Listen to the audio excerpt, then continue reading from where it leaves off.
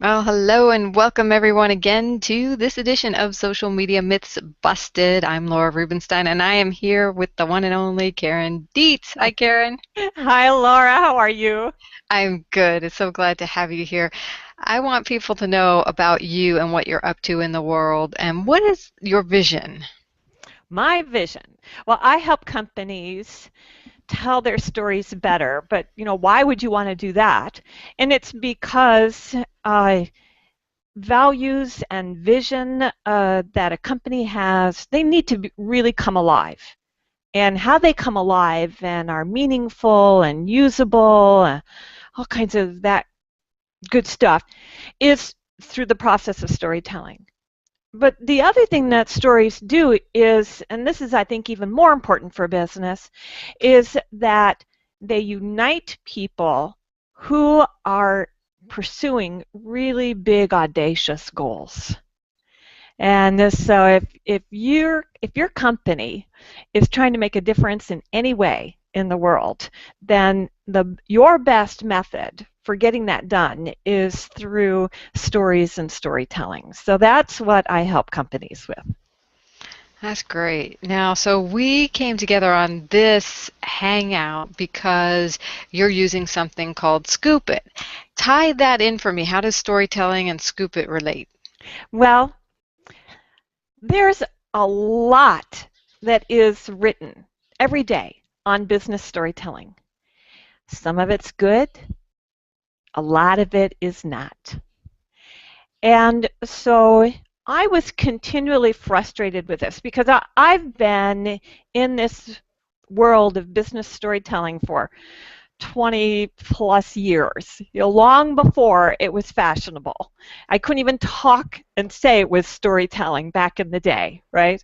But so I've been around a long time, and I know what quality business storytelling is all about. But we have so many people now involved in it because it's such a popular topic that there are a lot of people who don't have that depth of knowledge. So I was really frustrated that there was a lot of, like you talk about in social media, a lot of myths. Well, there are a lot of myths around business storytelling. So I use Scoop.it to curate the best content I can find about business storytelling so that people know then what good quality work is and they're better informed about how to do it. And that way they can grow their business. Yeah, how did you find out about Scoop.it initially? Oh man, that was just a fluke.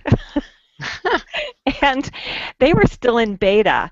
And I ran across an article that talked about content curation and this new platform, Scoop.it, and I decided to check it out. Because what was happening for me in my life at that time is that I had just left a position where I was head of a nonprofit for a few years, and then I moved back to San Diego, and now I had to start my business over again. Well, that was sort of like being a needle in a haystack. Like, how am I going to get found? How am I going to get the visibility? And oh, by the way, I don't like to blog. A So storyteller who doesn't like to blog. How I know. interesting. You can be a blog, you can be a storyteller and not like to blog. There you go. Myth Right, right, busted right there, everyone. right. I don't like to blog because I'm so picky about my writing.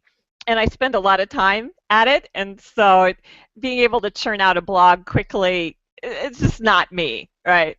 So I'll fuss and fidget with the blog, and it'll be 2 weeks later before I post it. So that wasn't going to be an effective strategy for me. But I played around with the Scoop.it platform because it promised me the ability to take an article and write a little mini review about it and do microblogging. I thought, well, now, I bet I could do that. So I started to play with that, and it eventually, after a few months, it came out of beta, and I just found it to be a fabulous resource for me, and it really I improved my rankings and improved my visibility, and 3 years later, I now have 14,600 and some followers. And Wow. yeah, who knew? When you say it improved your ranking, where do you? Oh. Well, the thing I like about Scoop.it, now let's make some distinctions here. Scoop.it is a platform for content curation. So we need to sort of define what content curation is. And I find Scoop.it to be a good platform, but there are other platforms out there. And so it's really all about finding the platform that works best for you. So let's back up a little and talk about what content curation is, because then I can share with you my results and it'll make sense. Sounds good. So content curation is basically finding great material out there on the web that you bring into a certain platform. I use Scoop.it.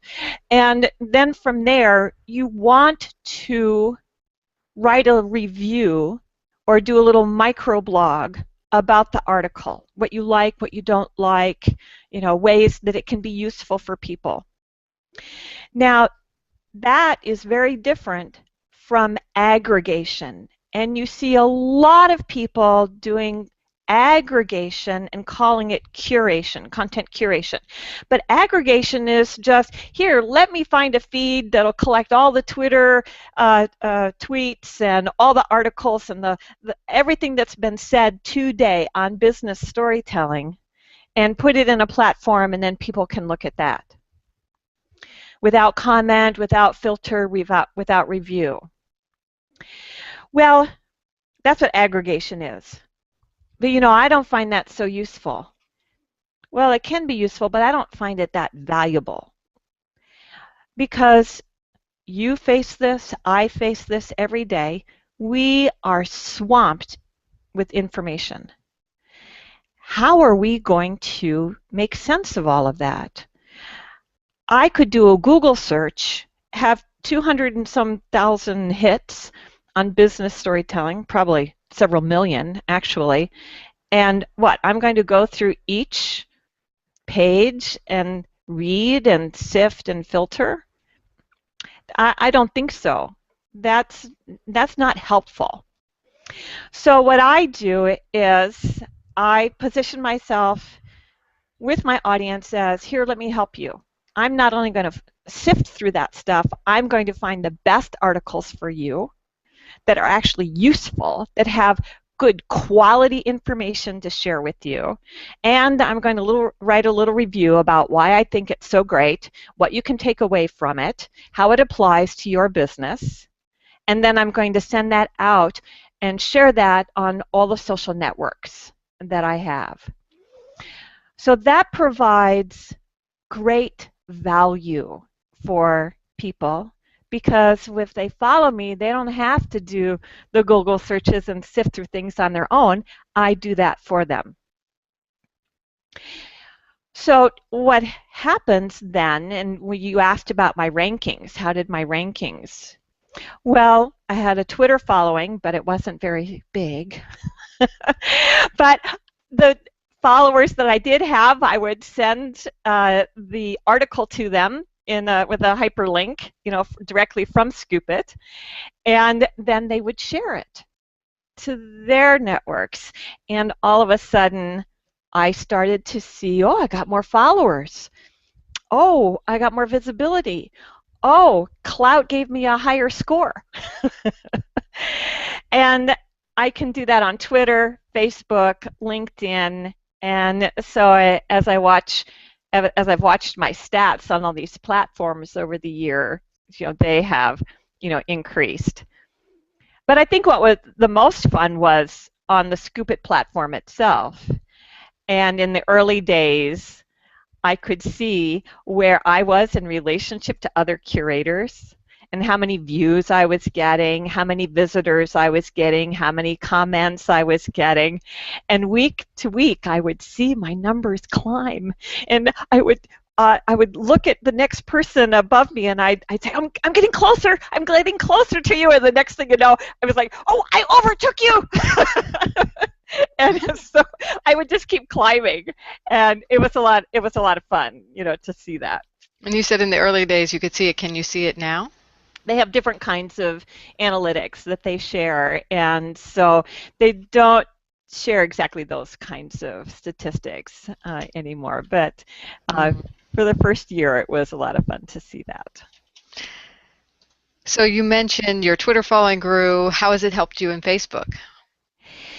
Well, that's interesting because I, you know, every person likes a particular social network better than others. And I really like Twitter and LinkedIn better than Facebook. And other people are different. They really leverage Facebook and don't pay as much attention to Twitter. So what I have noticed on Facebook, though, is that as I was posting more articles, I would have more people like it. I would have more people comment on Facebook. And so I've attracted new kinds of followers than initially. So I think it's been really good. And I can also post to Google Plus, and I can get good conversations going there. And I can post to LinkedIn, just the general sharing, but also I can post to specific LinkedIn groups and get conversations there going also if I want. So. Does Scoop.it also have a conversation option as well? Yes, they do, which is a lot of fun because people will comment and they'll say, oh, yeah, great article, Karen. I really like this point. And I'll say, yes, I liked it too. Did you think about that? And so we can have conversations back and forth. And, sometimes the conversations are, wow, I really didn't like what you said there. And I go, well, that's okay. This is the point I was trying to make, and you might find it different. And so it's okay to have differences of opinion, and that of course, shows up also, which is good engagement, right? Exactly. So you're getting a lot of good engagement on these social networks. How is that translating either A, into traffic back to your website, or B, to business directly? Oh, good questions. So every article and review that I curate, I can publish to my WordPress blog on my site. I can also write a blog on my site and then curate that and bring it into my Scoop.it platform. So I can get traffic, both ways. And so I really like that. And I can direct people either to my website and say, here, check out my curation, or I can direct people from my curation right to my own specific article that I wrote. So I like that. And so that's helpful. And then business. Yes, I have gotten business. First of all, I have been for a while now the top content curator of business storytelling material globally. So I get to see in Scoop.it, in the Scoop.it analytics, how much my audiences are growing around the globe by country, which is kind of fun. It's like, oh, Nice. yeah, it turns color. It turns, the map that they've got. The countries where I get the most traffic are green, and they start out kind of very pale, and then they become browner, and then they turn into green, right? So I could go back in the analytics, I could look at the map, and I go, oh, India's turning more brown. And so it's kind of fun to see. But yeah, so I've got global reach, which is like, wow, who knew? And That's great. it is through the platform being able to be discovered, in different ways. And so then other direct business that I've gotten directly from my Scoop.it platform is I wrote a book last year, Business Storytelling for Dummies. Yay. That's And awesome. yeah, thanks. That was really great.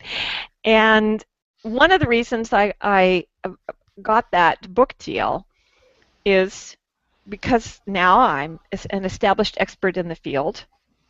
I was before, but now I have that visibility. Right. And with 14,600 plus followers, I mean, that is gold for a publisher.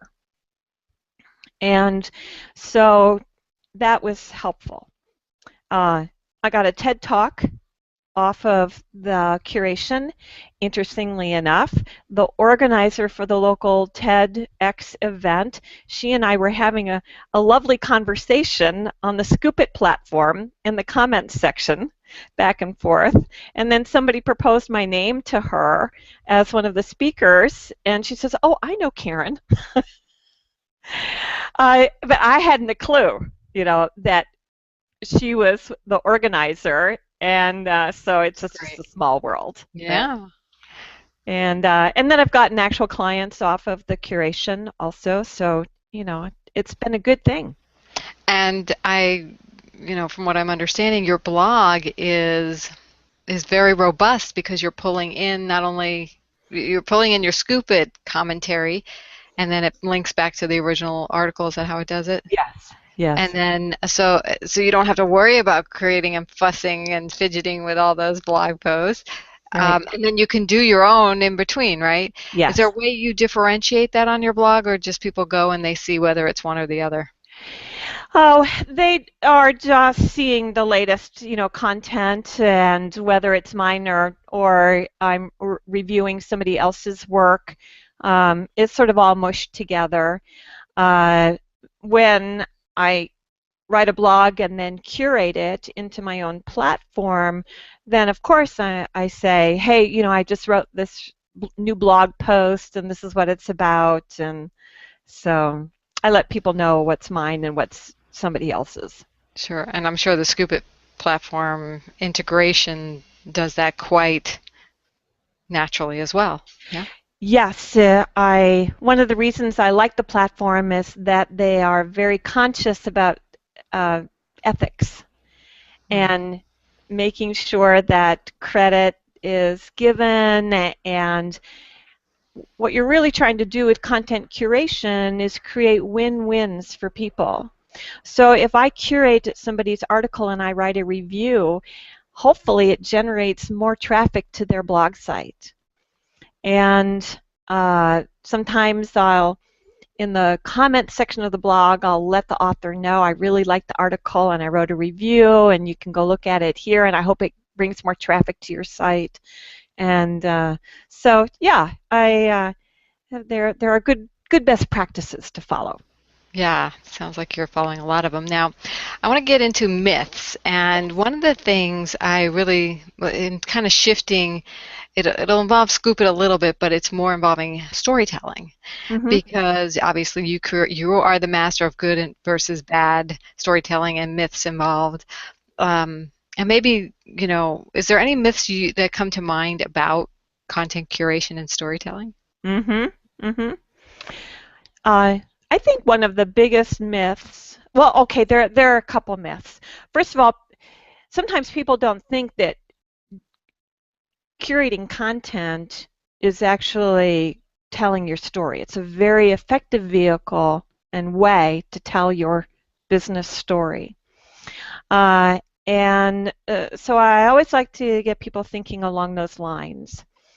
When you do aggregation, it's really not telling your story. It's not doing much for you at all. I can't tell you how many companies do content curation and actually are just doing aggregation, and I think that they're missing the boat because they're not leveraging the value that is inherent there, and they're not helping their customers really, and they're not telling their story effectively either. Because they're not taking the opportunity to say, hey, we saw this article, this is what we liked about it, this is how it fits with our philosophy, and we think that you would like it too. So that's a big issue, I think, and I think it's also probably because content curation is still a new field, right? People are still learning about it. So that's one myth.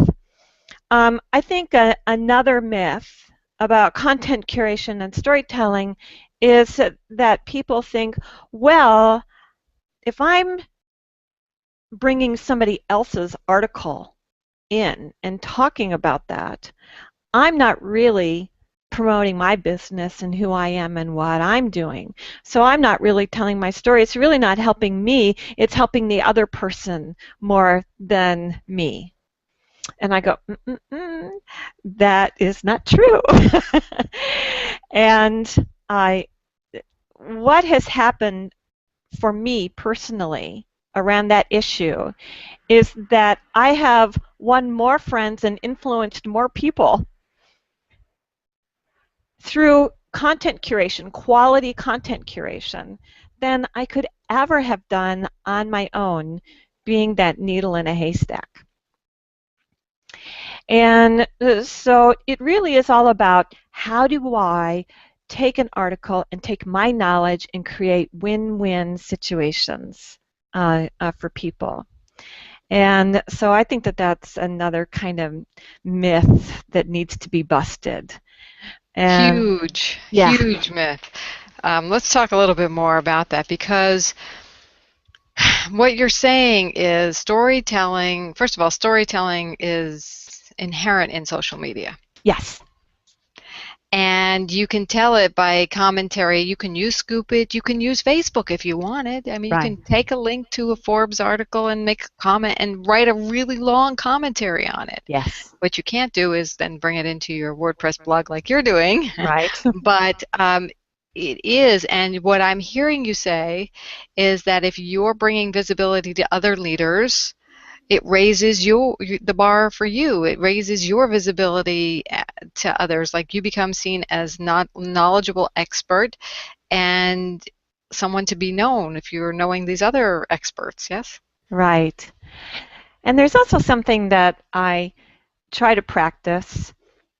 I think I continue to learn about it, but that is generosity of spirit. And what I've noticed in my life is that the business people who are the most generous are the ones who really grow and really have good, stable businesses. So, in being generous by bringing in other people's content into a Scoop.it platform and then commenting on it, I think it's really beneficial in many ways. And um, there there's another thing that's happening here that I want to touch on, and I want to explore this question that you posed a little bit more too. But I have established a level of trust, I hope, with my followers. And I don't always say, oh, this is great, follow what they say. Sometimes I say, oh, this is great, but you know what? They missed a point. So here's what I would add. Or sometimes if an article really rubs me the wrong way, I'll say something like, man, I'm just really cranky today. I ran across this article. This is exactly what you never want to do. and Okay, good. and so I've tried to establish a voice that is both kind but judicious. And I there are times when I've gotten maybe a little too cranky and then I've had to go back and say, all right, I'm rewriting my review because maybe it wasn't really that fair and I was having a bad day. uh, but that's part of the honesty and truthfulness that I try to bring to the table. Mm, And, I think that that has helped me in the long run. yeah, diplomacy and being able to still speak your authenticity and yet not be overly cranky all the time. I know it's very tempting on social media to be cranky. Right, So, right. it's good to cop to that every once in a while. Yeah. And, it's okay. My philosophy is that it's okay to agree to disagree. Yes, and so I think that that is one of the myths around social media that is good to talk about. That you don't want to flame somebody. But you do want to provide context, and it's okay to disagree, and you can do it in a way that is also kind. And you can also change your mind, and it's legitimate to change your mind. Like sometimes somebody will comment on an article that I posted and the review that I wrote, and they'll say, hey, they said this in this article, and I don't think that that's really true. And I'll go, you know what? I missed that. And you're absolutely right. And I think that that's a good lesson to learn for all of us. Yeah, and yeah, so I know a lot of people have fear of being misquoted, misunderstood, but what I'm hearing from you is that the authenticity and the consistent communication, as long as you're willing to engage, it's okay to be human. Yes, yes, yes. And there's another myth that might be good to talk about too, which is I always must post what I think is going to be popular. Now that's an interesting thing because, if I only post articles that I know will get a lot of hits, then I undermine the quality of my material. So my sort of editorial filter is this a really good article? Is it really good information that we all need to know? And I try to ignore whether it's going to get a lot of hits. And what that does is, again, it's another way to be authentic, but it's also another way to build a good body of knowledge. And what I like about the Scoop.it platform is that I can tag all my articles. And so everything that I have curated, there's like 1,500 articles in there now, it's all searchable. And now I have classes and universities who use my content curation as a research resource. Wow. And they require their students to follow me so that they can learn not so much about curating content, but about the subject matter. Right. So you have been positioned once again in another way, in another venue, as a leading authority in storytelling, because this is one of the resources or class resources for this university course. Yes. Wow, that's Yes. huge. That's I great. never thought that would happen. So I love the generosity of spirit. I think social media sites are the best place that demonstrate why that works. Yes. I know big myths are that, oh, they're going to, why would I want to share my competitors' information? I don't want to give my, let them see who my clients are. It's like, no, you've got to wash that from your brain Yes. and Yes. know that it's all good. So what would you say about that? I have met so many great people who are actually my competitors. And we have established through social media just lovely relationships where we share back and forth. They now support me and advocate for me. I support them and advocate for them because here's what I absolutely know is that no one does my business like I do it. And I'm not doing their business. They are attracting the clients who want to work with them. I attract the clients who want to work with me, and there's no scarcity of clients. And so all I have to do is continue to be true to myself and share my vision and what I do best, and the rest follows. And,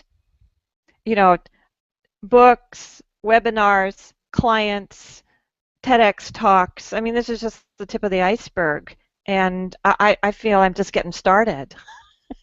And so who knows where, again, this will lead. And, I think that generosity of spirit and kind of getting out of that mindset, that fear mindset, is really important particularly if we're going to be successful on social media.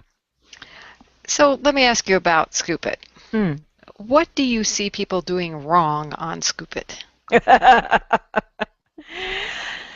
They'll find an article, they'll bring it in, they won't comment, and they'll they'll share it, and that's it. And they've lost a huge opportunity.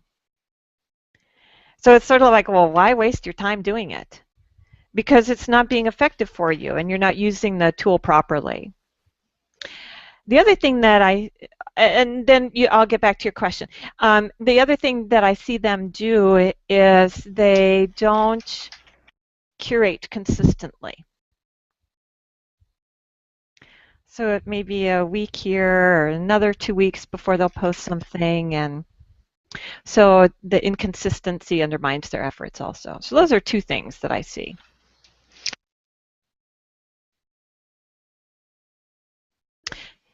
I lost your Oh, sound. sorry. When you bring in your own content into Scoop.it, do you Mm-hmm. comment on your own content, or do you just bring it in? No, I do comment. And uh, telling your story, there on social media and through curation, you have a great opportunity when you curate your own content, and that is you get to tell the backstory about why you wrote the blog post. So I will write a blog post and then I'll say, well, here's an example. I just wrote a blog post about my interview with Rich Sheridan. He's the CEO and chief storyteller of Menlo Innovations, and they're in Michigan. So I brought the podcast and the blog post into the curation, and I said, guess what? I have just been interviewing chief storytellers as I can find them, around the web. And here's our interview with Rich Sheridan. And these are a couple things to listen to in the podcast. But here's my blog post about it. You can read my blog post, get some more insights, and then go ahead and listen to the podcast. So. It's about enriching your own content as well on there. It is. It is. Sometimes when we create a blog post, we're just trying to get the information out and share with people some insight that we've had. But what's a lot of fun is then to comment on why you wrote the blog post in the first place. Right. What inspired it? It's so much fun. What advice would you give someone who's like, okay, I'm really curious about this content curation. I've been doing aggregation. I realize I want to switch over. Where should I start? What should I do? How should I find information and content to curate? Right. Good questions. So I think the first thing to realize is to give yourself a few months to experiment and try it out. And there's no harm, no foul if you decide you don't like it and it doesn't, it might not work for you. There are other tools that you might be better attracted to and work better with. But if you're going to do content curation, try it out. It took me about 3 to 6 months to figure out if I really liked it and also to develop my voice, how I wanted to talk about these articles that I was doing. So give yourself the time to play around a bit. And then if you are going to do that, just make sure that you curate consistently. You don't necessarily have to do it once a day, but at least every other day. And so just plan for curating something about 5 times a week. And then the other thing to do is that Scoop.it does have a search engine embedded in the tool. So you put in your keywords and it'll send articles to you that you can select from to curate. And then there are other tools that you can use like Prismatic, which is another online tool. You can, I've set up storytelling as one of my interests, and so it collects all of the articles on storytelling that have been published in the last few days, and I can scroll through that and I can pick and choose, from that list what I want.